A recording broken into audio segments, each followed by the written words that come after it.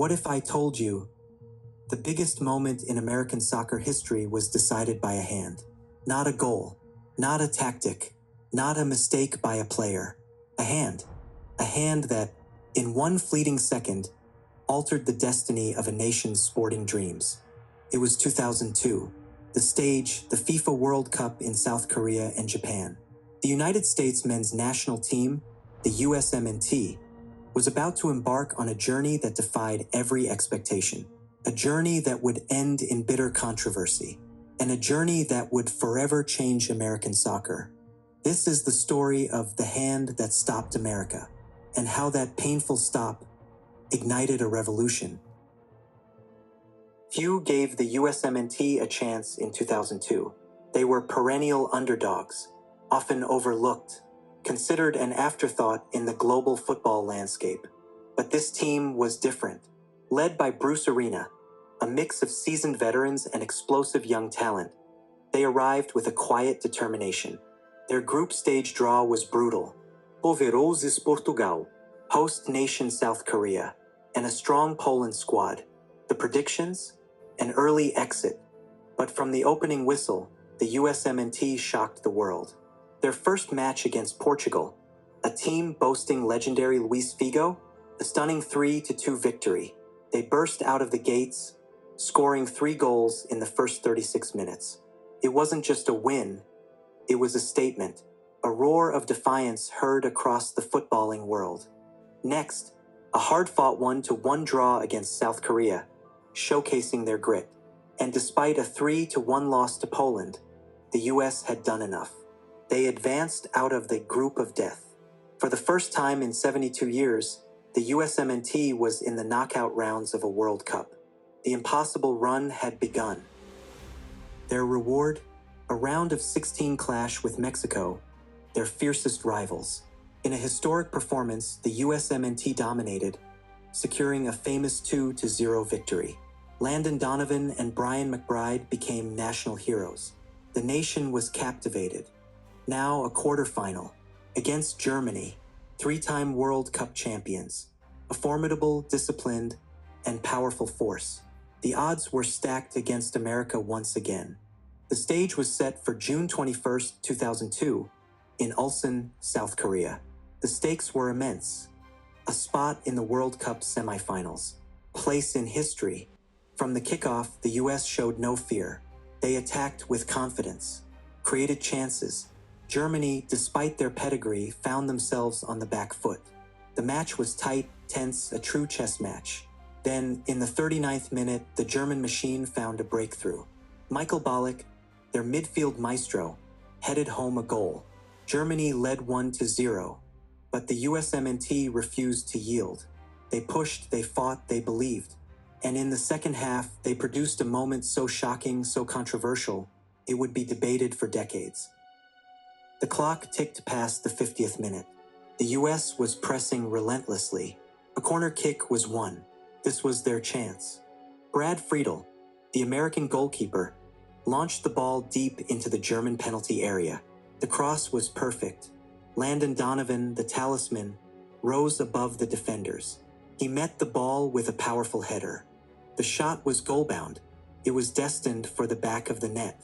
But standing directly on the goal line was German defender Torsten Frings. In a split second, Frings instinctively reacted. His left arm, fully extended, came up. The ball struck his arm. It was a clear, undeniable deflection. The ball bounced away. The goal was denied.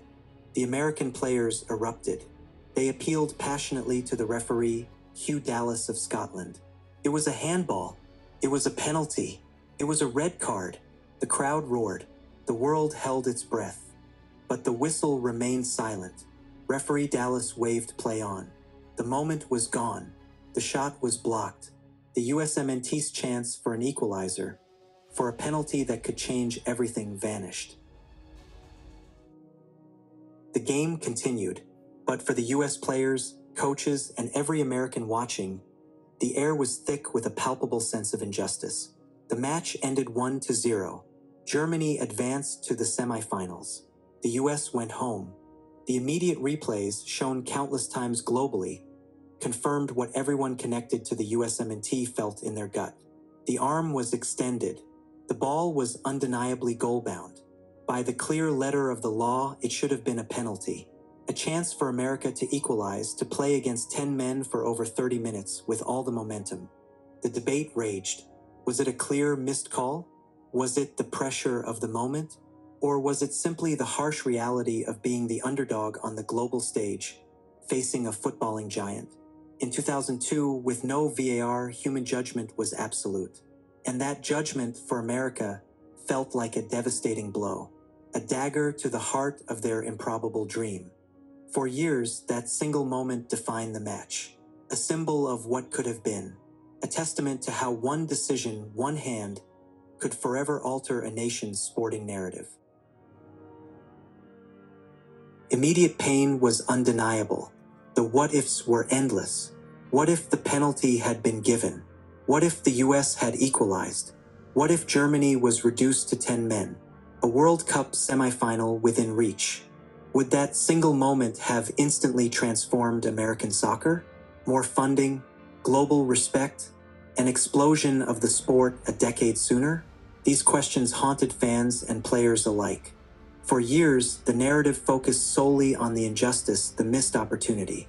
But what if the true story, the deeper legacy of that moment, wasn't just about what was lost, but about something far more powerful that was gained? What if the perceived end was, in fact, a beginning? Sometimes, the most significant moments are not the victories we celebrate, but the near misses that ignite a deeper passion, the moments of adversity that forge a new path. The hand that stopped America did not, in fact, stop it. It ignited it. The 2002 World Cup team, despite the controversial exit, captured the imagination of a nation. They played with a tenacity, skill, and heart that demanded respect. They came home not as losers, but as heroes. That tournament sparked an undeniable shift. Youth soccer participation surged. Major League Soccer, still in its relative infancy, gained unprecedented attention and investment. New stadiums were built. Player development systems improved dramatically. American players began to make their mark in top European leagues. The pain of the Frings handball lingered, but it also became a rallying cry. It fostered a deeper determination to prove American soccer belonged on the world stage. It fueled a new generation of players, coaches, and fans who believed that anything was possible. From the ashes of that quarterfinal exit, a vibrant, passionate, and increasingly competitive soccer culture was born. The hand that stopped America didn't just end a game. It galvanized a movement. And in doing so, it set American soccer on an unstoppable path to the future. What do you think? Was it a clear handball? Should the USMNT have gotten that penalty? Share your thoughts in the comments below. If you're a USMNT fan, hit that like button, subscribe for more untold football stories, and ring the bell so you don't miss our next deep dive. And don't forget to check out our other videos on classic football controversies and incredible underdog stories. Thanks for watching, and we'll see you on the pitch.